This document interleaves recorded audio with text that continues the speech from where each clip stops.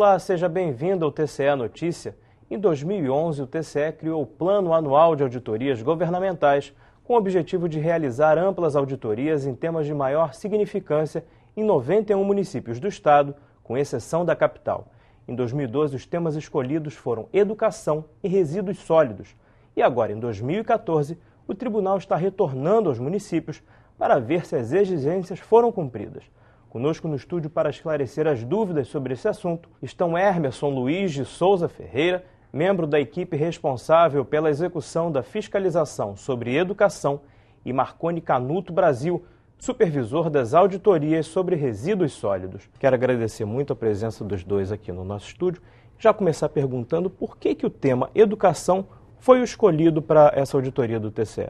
Bom, primeiro por ser uma função de governo, né? Assim como a assistência social, assim como a saúde, né? E segundo por causa do alcance social, né? Porque imagina só, quando fala educação, vamos falar na educação básica.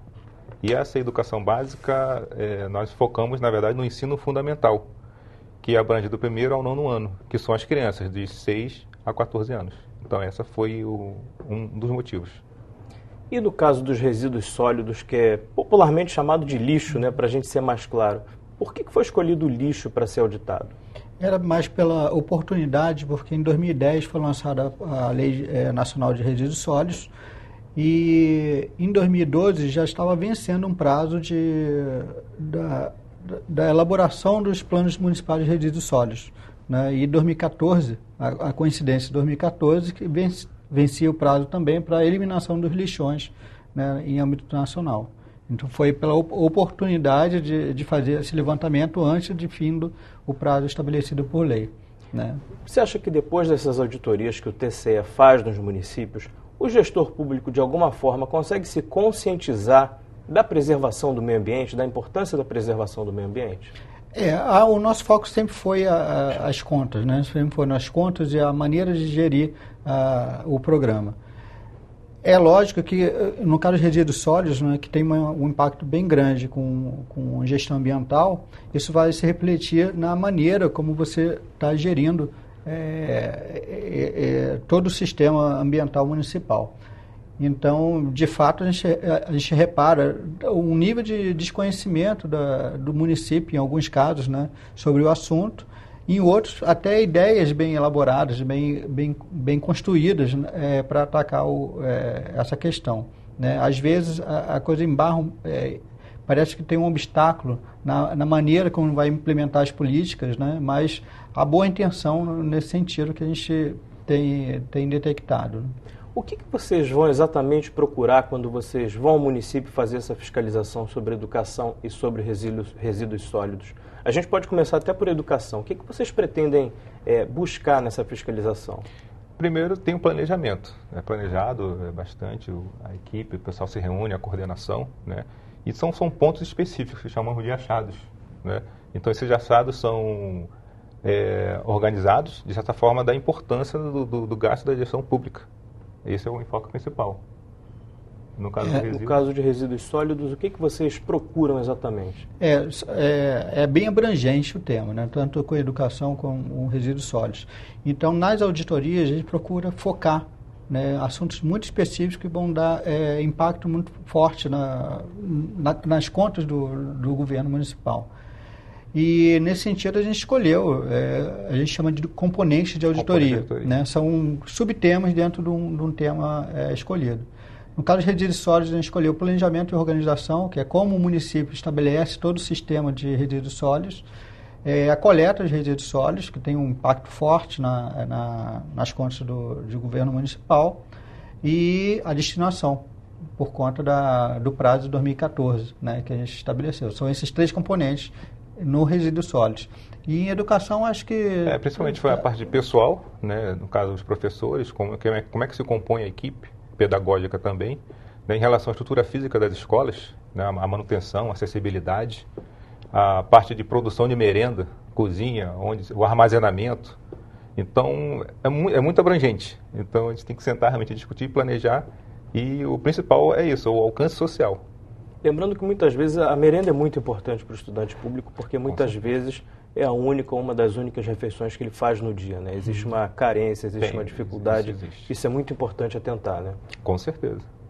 Agora, no caso de resíduos sólidos, qual seria o maior problema? Seria a destinação final do resíduo, do lixo, nesses municípios que a gente está citando? Os principais achados, que, como o Emerson falou, são, quando a norma que a gente estabelece, quer dizer, que a lei estabelece, não é cumprida, a gente chama de achados de auditoria. Então, quer dizer, principalmente a gente detectou que a destinação é problemática, mas principalmente também no planejamento, ou seja, nos planos municipais de resíduos sólidos. A lei estabeleceu que até agosto de 2012, o município teria que ter um plano municipal ou intermunicipal, dependendo de como é que a gestão vai ser, porque tem a opção de ser consórcio também, onde os municípios se reúnem para destinar os resíduos sólidos ou gerir seu próprio resíduo. E era até agosto. Mas a lei é bem clara no sentido de não ter a obrigação do município ter esse plano. Mas se ele quiser recursos da União, ele precisa ter o plano elaborado e publicado.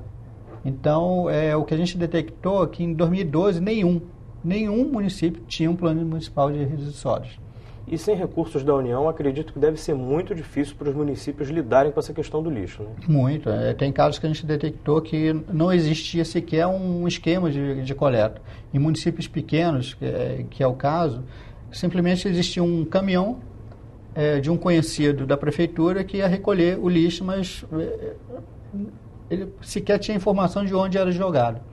Então, daí você já imagina o problema que teria não tendo um plano, né?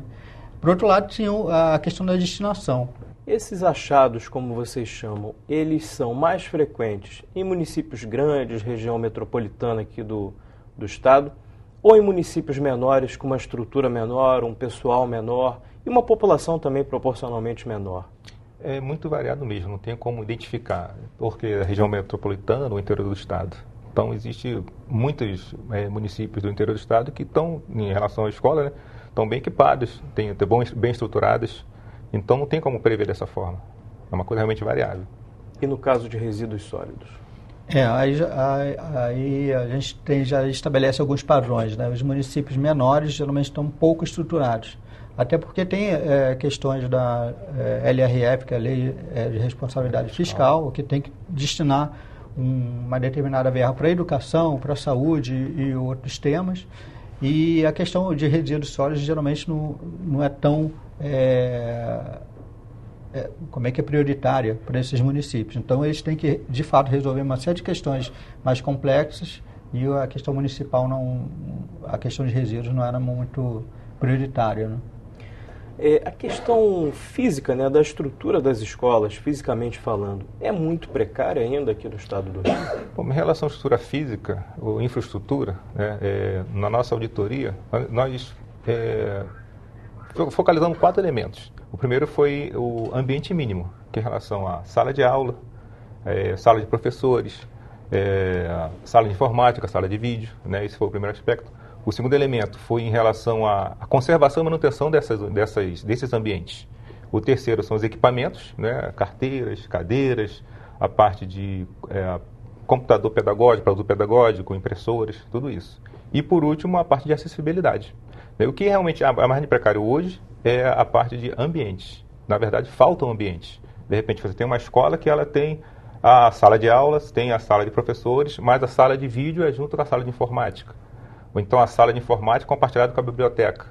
Então, tem até alguns casos que são umas soluções inteligentes, que de repente, em vez de ter uma sala de vídeo, eles levam uma TV até a sala. É uma solução, mas a precariedade nesse falta de ambiente. Esse é o grande problema. Tá certo. A gente vai fazer um pequeno intervalo e o TCE Notícia volta daqui a pouquinho. Não saia daí.